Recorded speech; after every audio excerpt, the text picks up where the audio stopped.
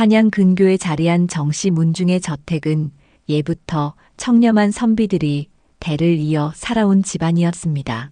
그 집안의 가장 정기현은 30여 년 동안 벼슬에 몸담으며 단 한 번도 사사로운 이익을 취하지 않았던 고든 선비였지요. 백성들은 그를 청백리라 불렀고 동료 관리들 사이에서도 두터운 존경을 받는 인물이었습니다. 하지만 세상이 언제나 바른 사람만 지켜주는 것은 아니었습니다. 탐욕에 가득 찬 상인 방도연이 권세 있는 자들과 결탁해 정기현을 모함하기 시작한 것이지요. 방도현은 오래전부터 정기현의 고든 행실을 눈엣 가시로 여겨왔습니다.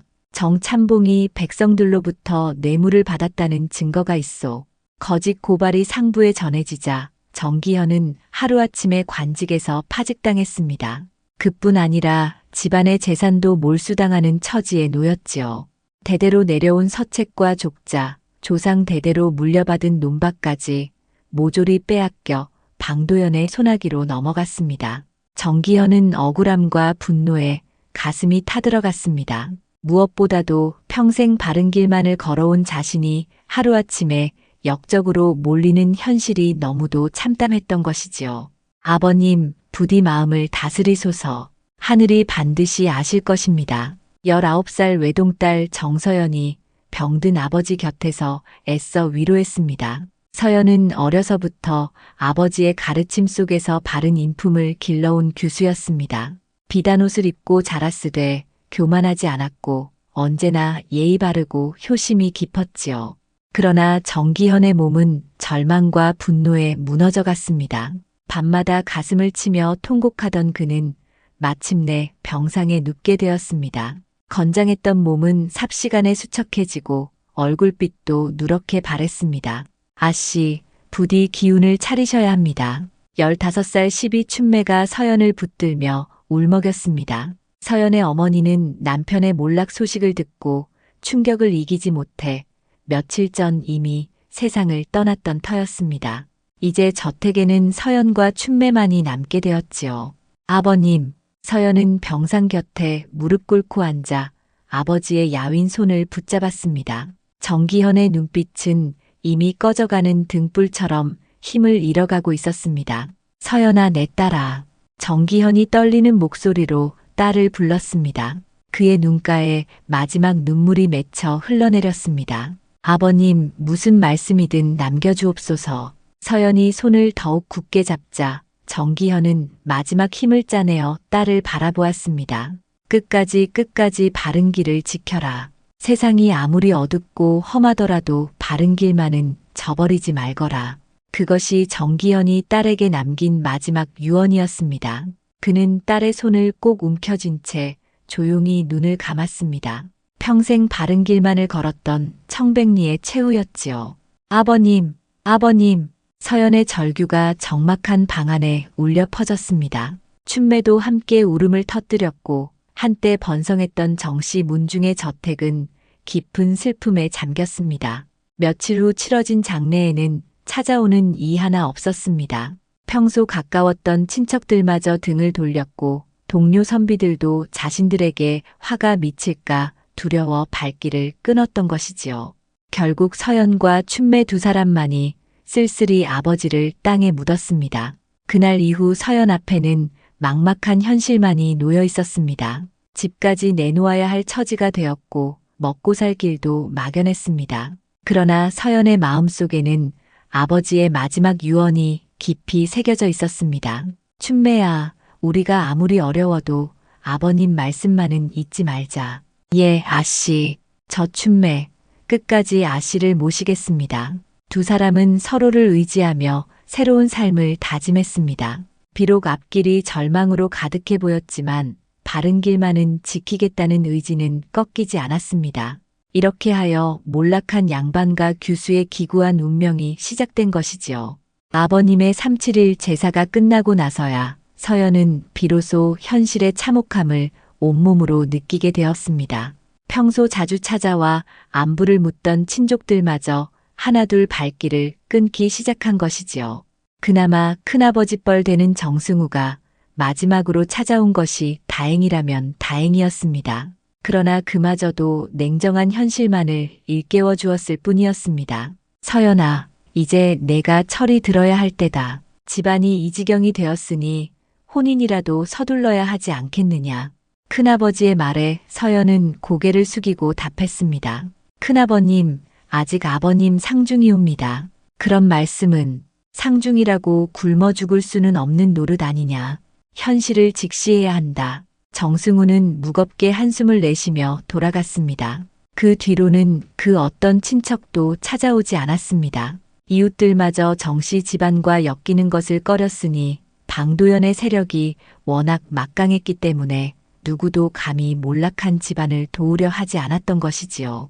며칠 뒤 새방의 집주인이 찾아왔습니다. 정씨 문중의 본래 저택은 이미 몰수당했고 서연과 춘매가 기거하던 곳은 남의 집을 빌려 사는 처지였습니다.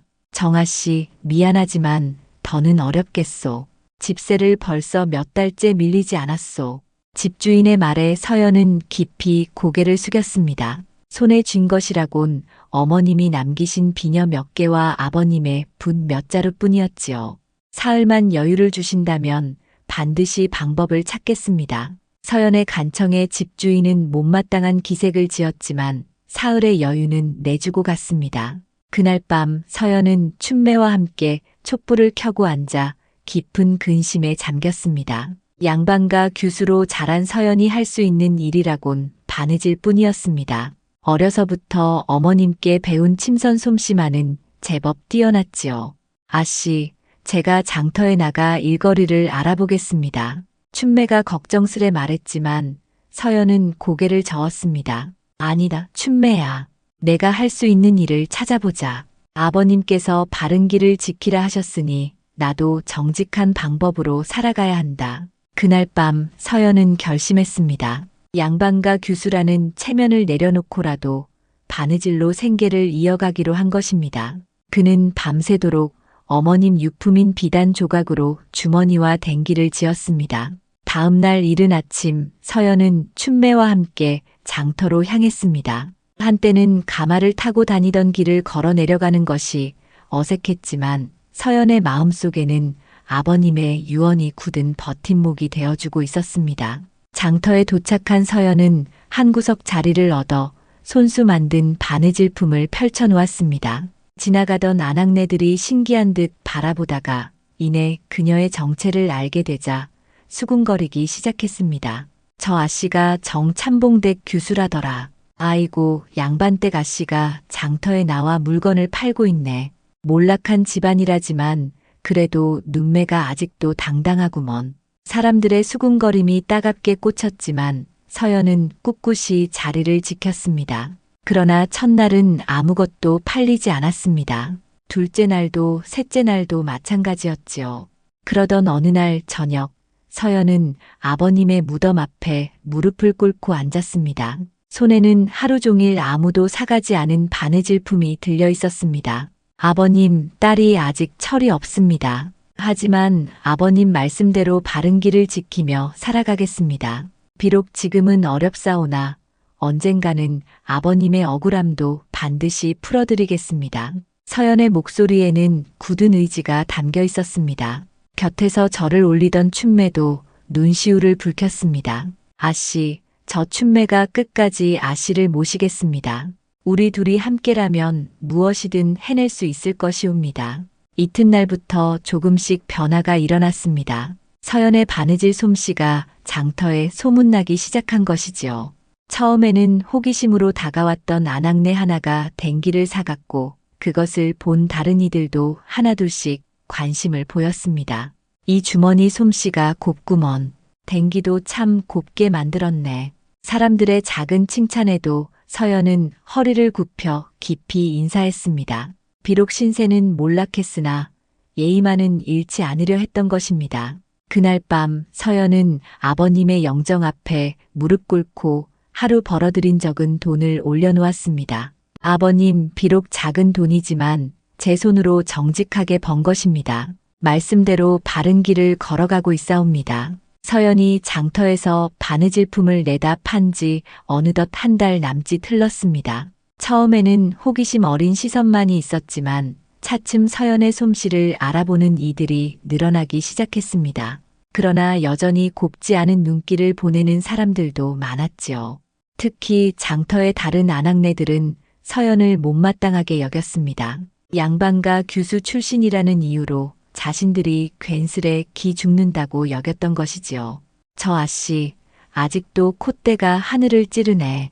양반 티를 못 버렸지 뭐야. 우리랑은 다르다는 듯이 굴잖아.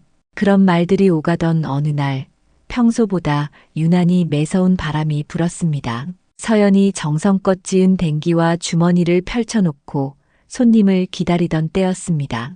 갑자기 돌풍이 일더니 가벼운 비단 조각들이 사방으로 흩날리기 시작했지요. 아씨, 큰일이옵니다. 춘매가 허겁지겁 일어나 물건들을 붙잡으려 했지만 워낙 바람이 거세어 쉽지 않았습니다. 서연 또한 치마자락을 걷어 올리고 뛰어다니며 애써 만든 바느질품들을 주워 모았습니다. 양반댁 아씨가 치마 걷고 저리 뛰는 꼴 좀 보소. 꼴이 말이 아니네. 주변의 아낙네들은 비웃기만 할 뿐 누구도 도와주려 하지 않았습니다. 오히려 서연이 곤란해하는 모습을 보며 속으로 흡족해하는 듯 했지요. 그때 한 젊은 사내가 다가와 흩어진 물건들을 주워 모아주었습니다. 단정한 감색 도포의 말쑥한 차림새였고 나이는 27 언저리로 보였습니다. 아씨, 이것들을 모아드렸습니다. 그 사내는 정중히 고개를 숙이며 바느질품을 내밀었습니다. 서연은 두 손으로 물건을 받아들고 깊이 인사했습니다. 큰 도움을 주셨습니다. 도령. 참으로 고맙습니다. 별 말씀을요. 당연한 도리일 뿐이지요. 그 사내는 자신을 김도윤이라 소개했습니다. 한양에서 포목 장사를 하며 이 고을에까지 좋은 비단을 구하러 왔다고 했습니다. 도윤은 서연의 바느질품을 한참 살펴보더니 감탄을 금치 못했습니다. 솜씨가 참으로 곱습니다.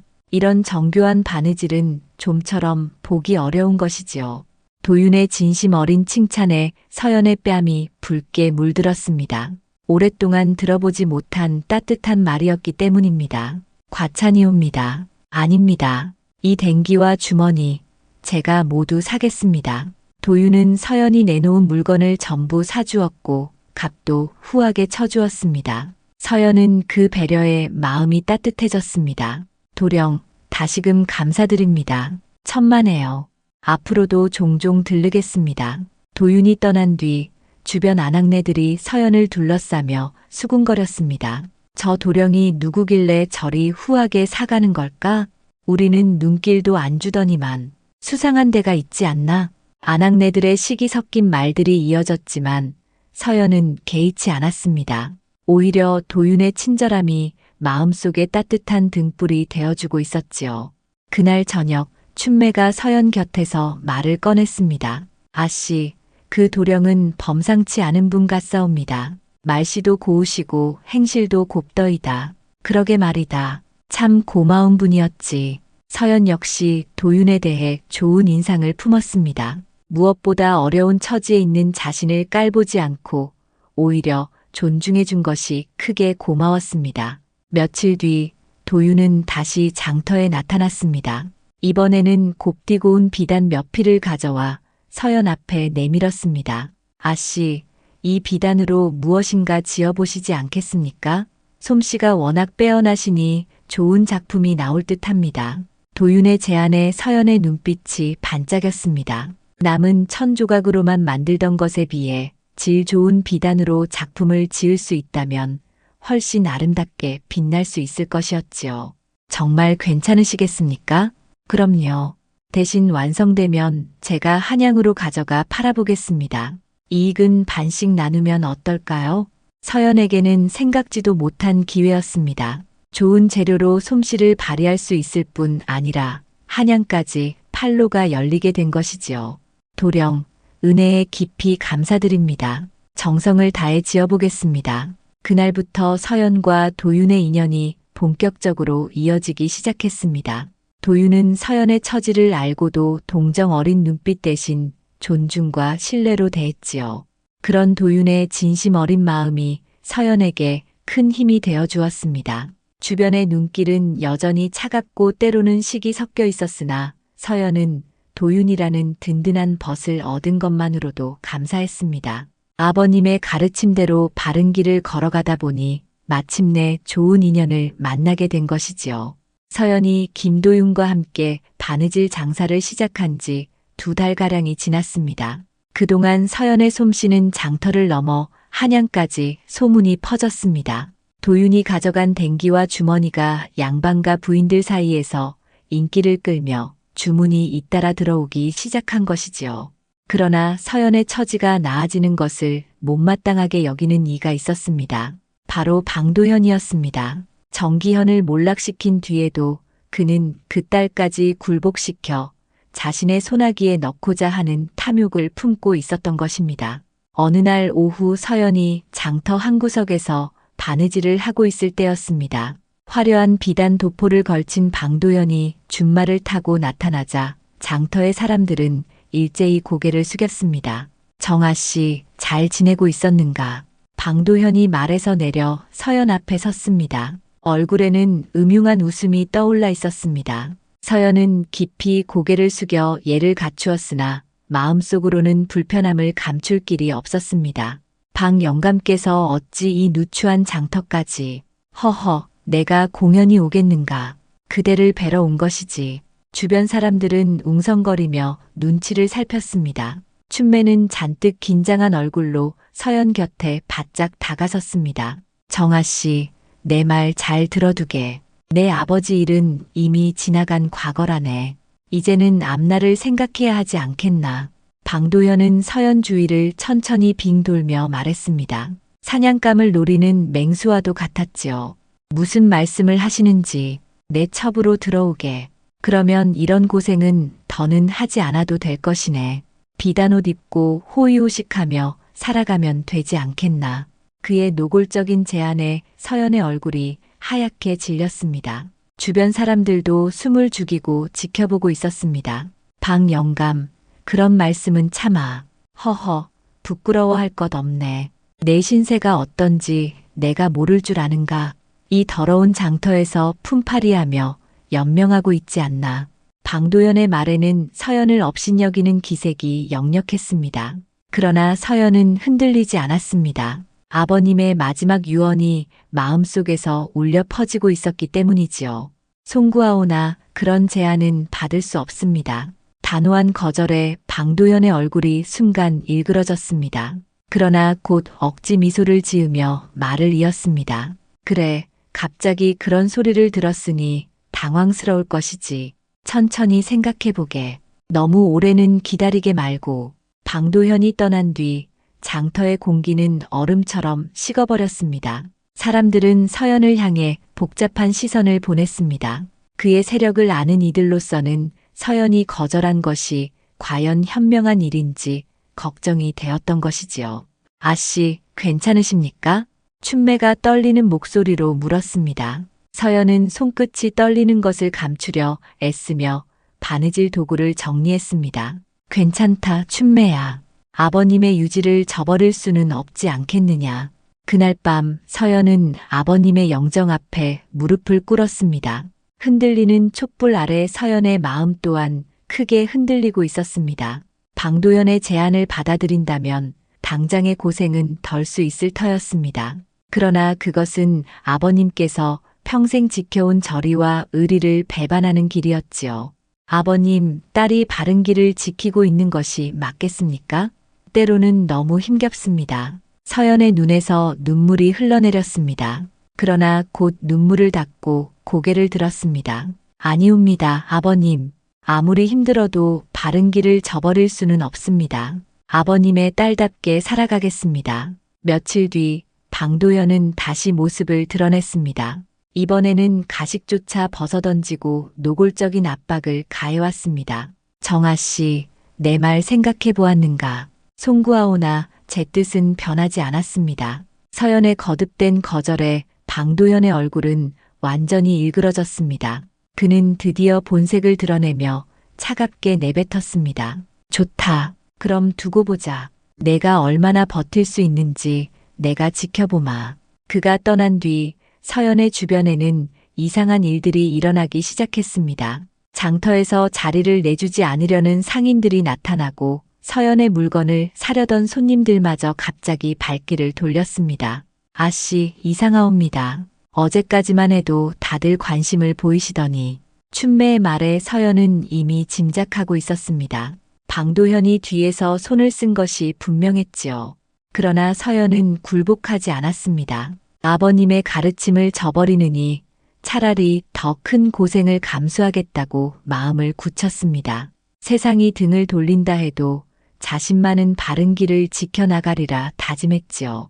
그날 밤 서연은 다시금 영정 앞에 절하며 맹세했습니다. 아버님, 딸이 끝까지 아버님의 가르침을 따르겠습니다. 아무리 험하고 어려워도 굴하지 않겠습니다. 방도연의 압박이 시작된 지 열흘 남짓 지나자 서연의 처지는 더욱 곤궁해졌습니다. 장터의 다른 상인들은 방도연의 눈치를 보느라 서연을 피하기 시작했고 손님들 또한 발길을 끊었습니다. 하루 종일 앉아 있어도 팔리는 것이라곤 고작 댕기 하나 정도였지요. 그런 어느 날 오후 김도윤이 장터의 모습을 드러냈습니다. 서연은 도윤을 보자 반가우면서도 근심이 앞섰습니다. 혹여 자신과 가까이 지내다가 도윤마저 해코지를 당하지 않을까 걱정되었던 것입니다. 도령, 어찌 이 먼 길을. 아씨, 무슨 일이 있었습니까? 한양에서도 이 고을 장터 사정이 심상치 않다 들었습니다. 도윤의 염려 가득한 눈빛에 서연의 마음은 무거워졌습니다. 이미 소문이 한양까지 번진 것이지요. 별일 아니옵니다. 다만 요즘 장사가 시원치 않을 뿐입니다. 서연이 태어난 척 말했으나 도윤은 이미 눈치챈 듯 했습니다. 장터의 싸늘한 기운과 사람들의 눈길만으로도 충분히 짐작할 수 있었던 것이지요. 아씨, 방도연이 압박을 가하고 있다는 말이 사실입니까? 도윤의 고든 물음에 서연은 입을 열지 못했습니다. 그때 춘매가 나서서 대답했습니다. 도령, 저희 아씨께서 그 영감의 추악한 제안을 거절하신 뒤로 이런 일들이 벌어지고 있습니다. 그렇다면 더더욱 두고 볼 수는 없겠군요. 도윤의 눈매가 단단히 굳어졌습니다. 그는 곧장 장터 한켠 포목점으로 발길을 옮겼습니다. 그곳은 평소 도윤이 거래를 이어온 가게였습니다. 김도령, 어서 오시오. 포목점 주인이 반갑게 맞으며 인사했지만 도윤은 조용히 그를 따로 불러 말을 꺼냈습니다. 정아 씨가 이곳에서 바느질품을 팔 수 있도록 자리를 내주시오. 내가 보증하겠소. 도령, 지금 시국에 그러다 큰 화를 입지 않겠습니까? 걱정 마시오. 무슨 일이 생긴다면 내가 책임지리다. 도윤의 간곡한 청에 주인은 결국 고개를 끄덕였습니다. 그간 맺어온 신뢰와 거래의 인연이 있었던 까닭이지요. 아씨, 이리로 오시지요. 도윤은 서연을 포목점 한쪽으로 안내했습니다. 그곳은 비록 작은 자리였으나 비바람을 피할 수 있고 사람들 눈에도 잘 띄는 곳이었습니다. 도령, 이리 은혜를 입어 어찌해야 좋을지. 무슨 말씀이십니까? 마땅히 도와야 할 일을 했을 뿐이지요.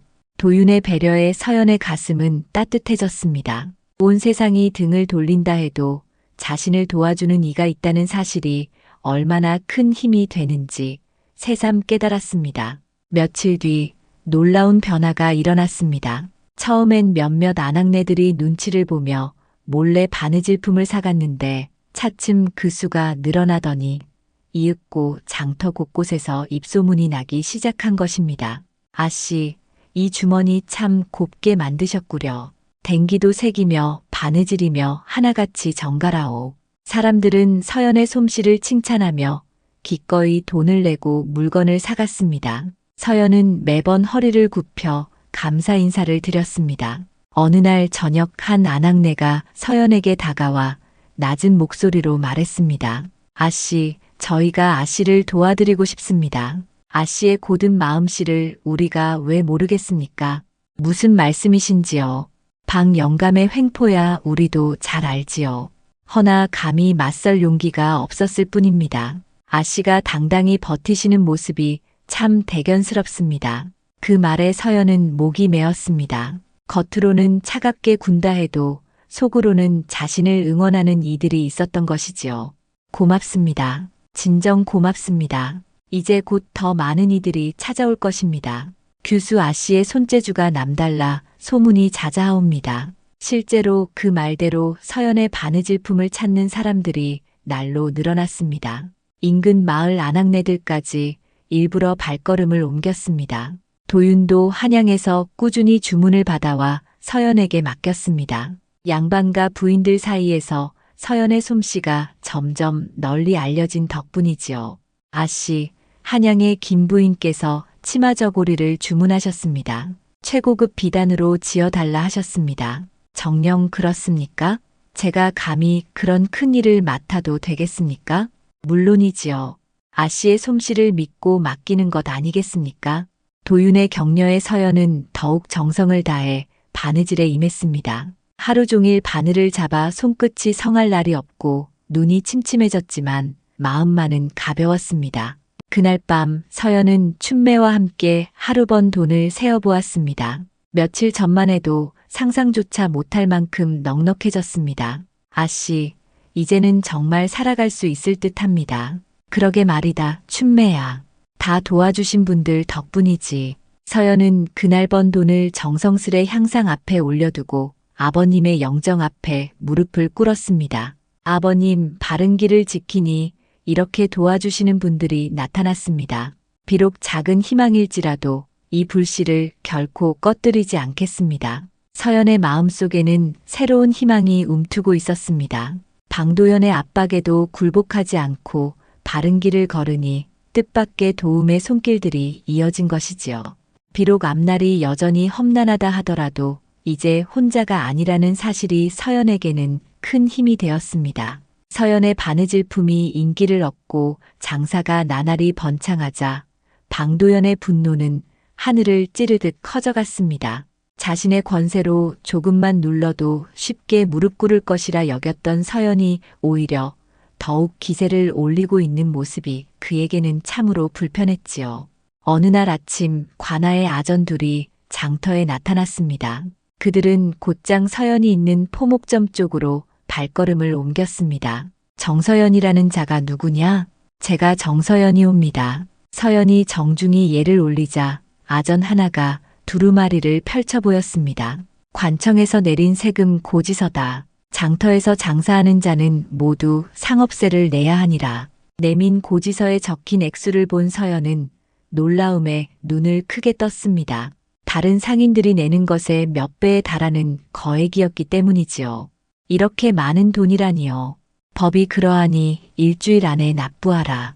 그렇지 않으면 장사를 금하겠다. 아전들이 떠난 뒤 포목점 주인이 다가와 걱정스레 속삭였습니다. 아씨, 참으로 이상한 일이옵니다. 제가 수십 년을 장사했어도 이런 세금은 처음이옵니다. 주변 상인들도 고개를 끄덕이며 수군거렸습니다. 누가 보아도 터무니없는 징세였지요. 방 영감의 짓이 분명합니다. 춘매가 분통을 터뜨리듯 말했습니다. 서연도 이미 짐작하고 있었습니다. 그날 저녁 도윤이 급히 장터로 찾아왔습니다. 그의 얼굴에는 걱정과 분노가 엇갈려 있었습니다. 아씨, 세금 고지서 이야기를 들었습니다. 참으로 말도 안 되는 일이옵니다. 도령, 어찌 알고 오셨습니까? 한양에도 벌써 소문이 났습니다. 방도현이 관청에 압력을 넣어 거짓 고지서를 꾸며냈다 하더이다. 도윤의 말에 서연은 길게 한숨을 내쉬었습니다. 방도현의 권세가 얼마나 막강한지 새삼 절감되었지요. 제가 어찌 그런 큰 돈을 마련하겠습니까? 걱정 마시옵소서. 제가 힘 닿는 데까지 도와드리겠습니다. 도윤이 주머니를 꺼내려 하자 서연은 황급히 손을 저었습니다. 아닙니다, 도령. 이미 여러모로 도움을 받고 있는데 이런 일까지 민폐를 끼칠 수는 없사옵니다. 무슨 말씀을 하십니까? 이런 불의를 눈 감고 볼 수는 없지요. 도윤의 고든 마음에 서연은 감동했으나 그의 도움만으로는 근본을 해결할 수 없다는 것을 알고 있었습니다. 며칠 뒤 방도연의 압박은 더욱 노골적으로 이어졌습니다. 이번에는 아예 관청의 포교들이 나타나 서연의 물건을 샅샅이 뒤지기 시작한 것이지요. 이 비단의 출처가 수상하다. 혹 훔친 물건이 아니더냐? 그런 일은 결코 없사옵니다. 모두 정당히 구입한 것들이옵니다. 서연이 애써 해명했지만 포교들은 들은 척도 하지 않았습니다. 결국 바느질 도구와 비단 몇 필이 압수되고 말았습니다. 가난한 자가 잘 되는 꼴을 못 본다더니 과연 그렇군. 장터 한 상인이 작은 목소리로 중얼거렸습니다. 다른 이들 역시 분한 기색을 감추지 못했지만 누구 하나 감히 크게 나서지는 못했습니다. 그러던 그날 밤 기이한 일이 벌어졌습니다. 서연이 잠든 사이 누군가 집 앞에 보자기 하나를 놓고 간 것이지요. 아씨, 이리 와보시옵소서. 이른 새벽 춘매가 그것을 발견하고 서연을 불렀습니다. 보자기를 풀어보니 쌀 한 대와 무명 한 필이 들어 있었습니다. 도대체 누가 두고 간 것일까? 알 수 없사옵니다. 허나 분명 우리를 돕고자 한 이가 있겠지요. 그 다음 날 밤에도 또 다른 보자기가 놓였습니다. 이번에는 보리와 콩, 그리고 바느질에 쓸 실이 들어 있었습니다. 며칠을 두고 같은 일이 이어지자 서연은 누군가가 몰래 자신을 돕고 있음을 확신했습니다. 아마도 장터의 상인이나 인근 마을 사람들이 방도연의 눈을 피해 은밀히 정성을 보낸 것이리라 짐작되었지요. 어느 날 밤 서연은 우연히 창문 너머로 물건을 두고 가는 사람의 뒷모습을 보았습니다. 어둠 속이라 얼굴은 알아볼 수 없었으나 장터에서 자주 보던 아낙네 중 한 사람이 분명했습니다. 춘매야, 우리를 돕고자 애쓰는 분들이 계시는구나. 그러게 말이옵니다, 아씨. 세상엔 아직도 의로운 마음을 지닌 분들이 많사온가 봅니다. 그 말을 들은 서연의 눈가가 젖어들었습니다. 겉으로는 모른 척하지만 속으로는 자신을 응원하는 사람들이 있다는 사실이 가슴을 뜨겁게 했던 것이지요. 백성들의 마음이 아직 살아있구나. 서연은 흐르는 눈물을 닦으며 중얼거렸습니다. 아버님께서 평생 섬기고 사랑하던 백성들이 이제 자신을 지탱해주고 있었던 것입니다. 그날 밤 서연은 영정 앞에 무릎 꿇고 앉아 정성을 다해 고했습니다. 아버님, 비록 방도현 같은 악인이 저희를 괴롭히고 있으나 아직도 의로운 마음을 간직한 분들이 많사옵니다. 아버님께서 평생 백성을 위하신 뜻이 헛되지 않았음을 깨닫습니다. 서연의 목소리에는 새로운 힘이 담겨 있었습니다. 방도현의 음모가 그를 괴롭혔지만 백성들의 따뜻한 마음이 오히려 서연에게 굳센 용기를 주고 있었던 것이지요. 아버님의 가르침대로 끝까지 바른 길을 걸어가겠습니다. 이 모든 시련을 반드시 이겨내고야 말겠습니다. 서연의 다짐은 그 어느 때보다 단단했습니다. 악인의 음모와 백성들의 선의가 극명히 대비되면서 서연은 자신이 걸어야 할 길을 더욱 분명히 알게 되었던 것입니다. 방도연의 횡포가 극에 달하던 그 무렵 고을에 새로운 소식이 전해졌습니다. 한양에서 새로이 원님이 부임한다는 정갈이었지요. 오랫동안 이 고을을 다스리던 전임 원이 승진하여 떠나고 그 자리에 유상철이라는 관리가 내려온다 하였습니다. 유상철 원님은 한양에서도 청렴 결백하기로 이름난 인물이었습니다. 백성들 사이에서는 반가움과 기대가 번져나갔으나 방도연 같은 탐욕스러운 자들에게는 달갑지 않은 소식이었지요. 새 원님은 부임한 지 며칠 되지 않아 직접 고을 곳곳을 둘러보며 백성들의 삶을 살피기 시작했습니다. 이런 원님의 행보는 이전 원들과는 사뭇 달랐습니다. 어느 날 오후 유상철 원님이 장터를 둘러보다가 서연이 바느질을 하고 있는 포목점 앞에서 걸음을 멈추었습니다. 단정히 앉아 바늘을 움직이는 서연의 모습이 눈에 띄었던 것이지요. 저 교수는 누구인가? 원님이 곁에 있던 아전에게 물었습니다. 정기현의 딸 정서연이라 하옵니다. 정기현? 내가 젊은 시절에도 청백리로 이름 높다 들었던 그 정기현 말이냐? 그렇다옵니다. 허나 지금은 아전이 말끝을 흐렸습니다. 정기현이 어찌 몰락했는지는 이미 널리 알려진 일이었지요. 원님은 곧 서연에게 다가가 정중히 말을 건넸습니다. 그대가 정아 씨인가? 서연은 깜짝 놀라 황급히 일어나 깊이 절을 올렸습니다. 소저 정서연 원님께 인사 올리옵니다. 일어나거라. 그대가 바로 정영감의 따님이로구나. 원님의 따뜻한 음성에 서연은 마음이 조금 놓였으나 여전히 긴장한 채 고개를 숙이고 있었습니다. 그대의 아버지는 내가 오래전부터 소문으로 많이 들었지. 참으로 청렴한 분이셨다 하더이다. 원님이 말을 잇는 그때 방도연이 쟁걸음으로 나타났습니다. 그는 원님을 보자 급히 말에서 내려 절을 올렸습니다. 소인 방도연, 원님께 문안드리옵니다. 그대가 방도현이로구나. 원님의 음성에는 묘한 기색이 서려 있었습니다. 방도현은 그것을 깨닫지 못하고 아첨 섞인 말을 늘어놓았습니다. 원님께서 친히 장터까지 나오시니 백성들을 사랑하시는 마음이 지극하시옵니다. 허나 이 고을에 요사이 이상한 일들이 많다 하더구나. 원님의 날카로운 물음에 방도연의 얼굴빛이 굳어졌습니다. 무슨 말씀이시옵니까? 세금을 제멋대로 거두고 억울한 일들이 끊이지 않는다 하던데 과연 사실이더냐? 방도현은 잠시 얼떨떨해하다가 억지로 태어난 척 대답했습니다. 모두 법도에 따라 처리한 일이옵니다. 그 순간 서연은 아버지의 유언이 가슴속에서 울려 퍼지는 듯 했습니다. 끝까지 바른 길을 지켜라 하시던 목소리가 귓가에 맴돌았지요. 그녀는 용기를 내어 앞으로 나섰습니다. 원님, 소녀가 감히 한 말씀 올려도 되겠사옵니까? 그래, 말해보아라. 소녀의 아버지 정기영께서는 평생 청백리로 살아오셨습니다. 그러나 방영감의 모함으로 억울하게 몰락하셨습니다. 서연의 말에 방도연이 얼굴을 붉히며 소리쳤습니다. 허튼 소리 말라. 내 아버지는 분명 죄를 지은 자였느니라. 아니옵니다. 아버님께서는 단 한 번도 부정한 일을 하지 않으셨습니다. 서연의 절절한 목소리에 주변 백성들이 술렁이기 시작했습니다. 사람들은 하나둘 고개를 끄덕이며 서연의 말에 귀를 기울였습니다. 원님, 방영감은 제가 그의 첩이 되기를 거절하자 그 뒤로 온갖 방법으로 저를 괴롭혀왔사옵니다. 말도 안 되는 세금을 부과하고 장사도 방해하였사옵니다. 서연의 담대한 고발에 백성들 사이에서 일제히 웅성거림이 일어났습니다. 맞습니다, 원님. 정아 씨 말씀이 옳습니다. 방영감이 그간 못된 짓을 많이 저질렀습니다. 그동안 쌓여있던 불만이 한꺼번에 터져 나온 것이었지요.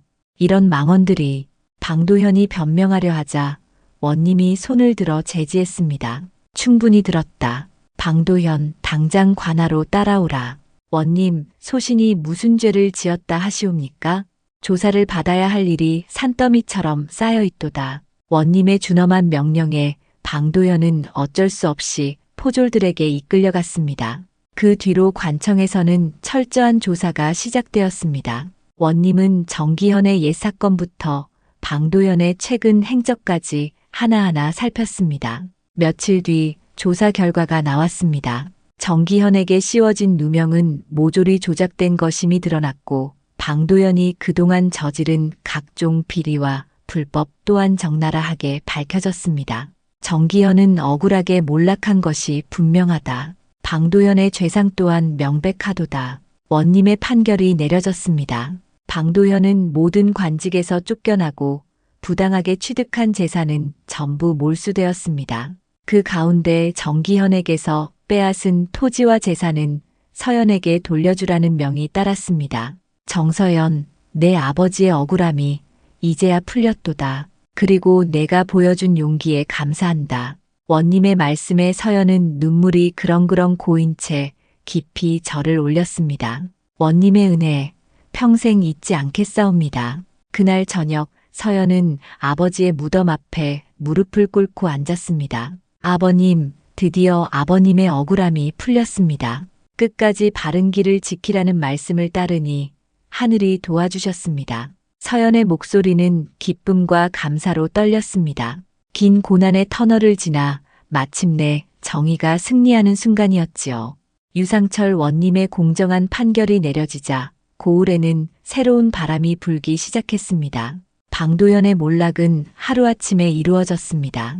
그토록 권세를 믿고 횡포를 부리던 그는 모든 재산을 잃고 곤장 100여 대를 맞은 뒤 외딴 섬으로 유배를 떠나게 되었지요. 이것이 바로 하늘의 뜻이로다. 백성들은 방도현이 관아뜰에서 곤장을 맞는 모습을 지켜보며 탄성을 터뜨렸습니다. 오랫동안 억눌렸던 원한이 풀리는 순간이었지요. 몰수된 그의 재산 중 상당 부분은 억울하게 피해를 당했던 백성들에게 되돌려졌습니다. 그리고 정기현에게서 빼앗겼던 조상 대대로의 논밭과 집, 서책들은 고스란히 서연의 품으로 돌아왔습니다. 며칠 뒤 서연은 춘매와 함께 오래 떠나 있던 옛집으로 발걸음을 옮겼습니다. 한동안 비어 있었지만 집 안 곳곳에는 여전히 아버님의 흔적이 남아 있었습니다. 아씨, 꿈만 같사옵니다. 우리가 이렇게 다시 집으로 돌아오다니. 춘매는 감격에 겨워 눈물을 훔쳤습니다. 서연도 마찬가지였습니다. 불과 몇 달 전만 해도 상상할 수 없던 일이 현실이 된 것이지요. 모두 아버님의 가르침 덕분이다. 춘매야. 바른 길을 지키라 하신 말씀을 따르니 이와 같은 복이 돌아왔구나. 서연은 아버님의 서재로 들어가 조심스레 먼지를 털었습니다. 벽에 걸린 족자에 청백리라 또렷이 쓰여 있는 글씨가 새삼 눈에 와닿았습니다. 한편 김도윤도 이 소식을 듣고 기뻐하며 한양에서 급히 달려와 서연을 찾았습니다. 아씨, 참으로 다행입니다. 이제야 바른 일이 이루어져 마음이 시원합니다. 도령, 그동안 도와주신 은혜를 어찌 다 갚겠사옵니까? 아씨, 무슨 말씀을. 오히려 제가 아씨의 고든 마음을 보며 많이 배웠습니다. 도윤의 진심 어린 말에 서연의 뺨은 붉게 물들었습니다. 긴 고난을 함께 겪으며 두 사람의 마음속에는 깊은 신뢰와 애정이 싹트고 있었던 것이지요. 재산을 되찾은 서연과 도윤은 뜻을 모아 더 큰 장사를 시작했습니다. 서연의 뛰어난 바느질 솜씨와 도윤의 상술이 합쳐지자 장사는 날로 번창했습니다. 한양은 물론 먼 지방에서도 주문이 잇따랐습니다. 정아 씨 손에서 나온 바느질품은 다르다더라. 그야 정성과 바른 마음이 담겼으니 어찌 값어치가 없겠는가. 사람들은 서연의 작품을 두고 한 목소리로 칭송했습니다. 솜씨가 빼어남은 물론 고든 마음씨가 깃든 물건이라 더 귀히 여겨진 것이지요. 서연과 도윤은 장사가 잘 되자 이익의 일부를 어려운 백성을 돕는 데 쓰기 시작했습니다. 가난한 장꾼들에게는 외상으로 천을 내주고 고아들에게는 옷을 지어 나누어 주었습니다. 어느 날 유상철 원님이 서연을 관아로 불렀습니다. 정아씨, 그대의 선행이 고을 안에 널리 알려졌도다. 참으로 대견스럽구나. 과찬의 말씀이옵니다, 원님. 아니다. 그대 아버님의 정신이 그대를 통해 이어지고 있는 것이지. 이번에 고을 마당에서 감사의 자리를 마련하려 하니 부디 함께하라. 며칠 뒤 고을 마당에는 수많은 백성이 모였습니다. 원님은 방도연의 몰락과 정의의 실현을 알리고 앞으로 더욱 공정한 정치를 펼치겠다고 다짐했습니다. 이번 일을 통해 우리는 큰 교훈을 얻었도다. 바른 길을 지키는 이들이야말로 진정한 귀인이라는 것을. 원님의 말에 백성들이 모두 고개를 끄덕였습니다. 곧 시선은 하나같이 서연을 향했습니다. 정아씨, 앞으로 나오라. 서연이 단상 앞으로 나서자 백성들이 일제히 절을 올렸습니다. 정아씨, 고맙습니다. 아씨 덕분에 우리가 용기를 얻었사옵니다. 바른 길을 지킨 분이야말로 진정한 귀인이십니다. 백성들의 진심 어린 찬사에 서연은 가슴 깊이 벅찬 감동을 느꼈습니다. 눈물이 주르르 흘러내렸지만 억지로 감추려 하지 않았습니다. 여러분, 저는 다만 아버님의 가르침을 따랐을 뿐이옵니다. 도리어 어려운 때 저를 도와주신 것은 바로 여러분이셨습니다. 진심으로 감사드립니다. 그날 저녁 모든 의식이 끝난 뒤 서연은 춘매와 함께 아버님의 무덤을 찾았습니다. 아버님, 드디어 아버님 말씀대로 바른 길을 지켰습니다. 힘겹고 어려운 날도 많았으나 끝내 정의가 승리하였사옵니다. 서연의 목소리는 감사와 기쁨으로 떨렸습니다. 이제 저는 더 이상 몰락한 양반가의 규수가 아니옵니다. 바른 길을 걸어 팔자를 뒤집은 새로운 사람으로 거듭났습니다. 은은한 달빛이 아버님의 묘비를 비추고 있었습니다. 서연은 그 빛 속에서 아버님의 온화한 미소를 보는 듯 했습니다. 앞으로도 아버님의 뜻을 받들어 바른 길만을 걸어가겠사옵니다. 또한 어려운 이웃을 돕고 백성을 살피며 살아가겠습니다. 서연의 새로운 다짐이 고요한 밤 공기에 울려 퍼졌습니다. 고난을 이겨내고 정의를 실현한 그녀 앞에는 이제 희망찬 미래가 기다리고 있었습니다. 바른 길을 지킨 규수, 정서연의 이야기는 이렇게 아름다운 결말을 맺게 된 것이지요.